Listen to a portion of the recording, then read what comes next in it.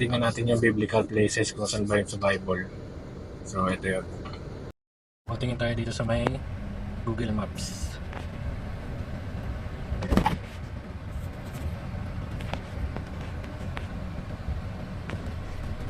Hanapin natin yung Eden. Genesis 2:10-14. A river watering the garden flowed from Eden. From there it was separated into 4 headwaters. The name of the first is the Pishon. It winds through the entire land of Havilah, where there is gold. The name of the second river is the Gihon. It winds through the entire land of Cush. The name of the third river is the Tigris, or Tigris. It runs along the east side of Ashur. And the fourth river is the Euphrates. So, pag dito sa Google Map, hanapin natin yung Eden.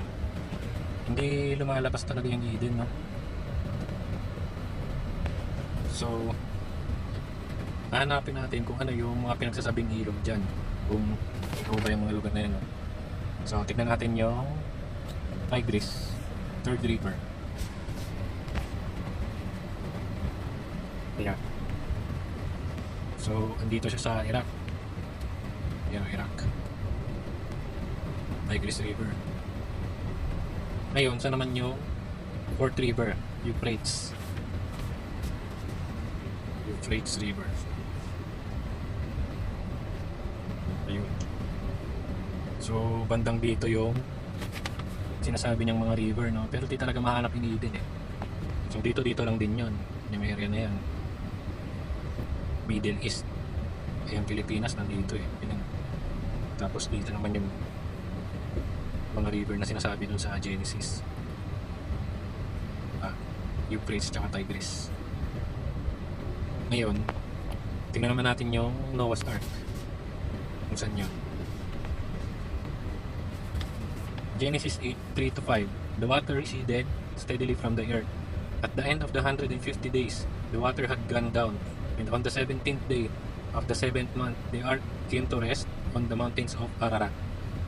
The waters continued to recede until the 10th month, and on the first day of the 10th month, the tops of the mountains became visible. So, sabi niya, came to rest on the mountains of Ararat. So, hanapin natin ngayon kung saan yung Ararat.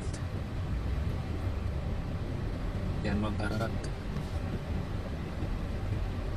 Ayun. So, dito lang yung banda.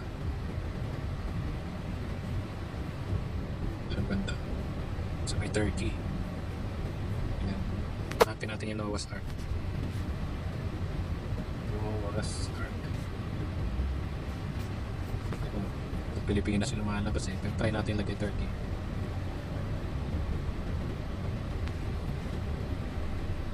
Ito yan. Ito yung lumalabas. Tapos tingnan natin yung mga picture. Ito yun. Yan. Ano yan? Siyempre sa tagal ng panahon eh. Magiging ganyan na talaga yan. Parang fossil na yung itsura niya, diba? Hindi na siya yung mismong barko talaga. Parang tulad na itong ganyan. Pero ang itsura niya ganito na.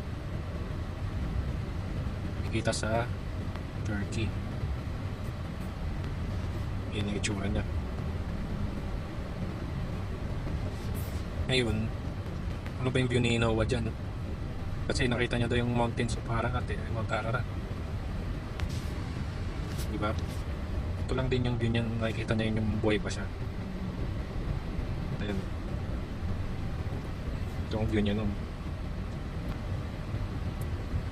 Diba?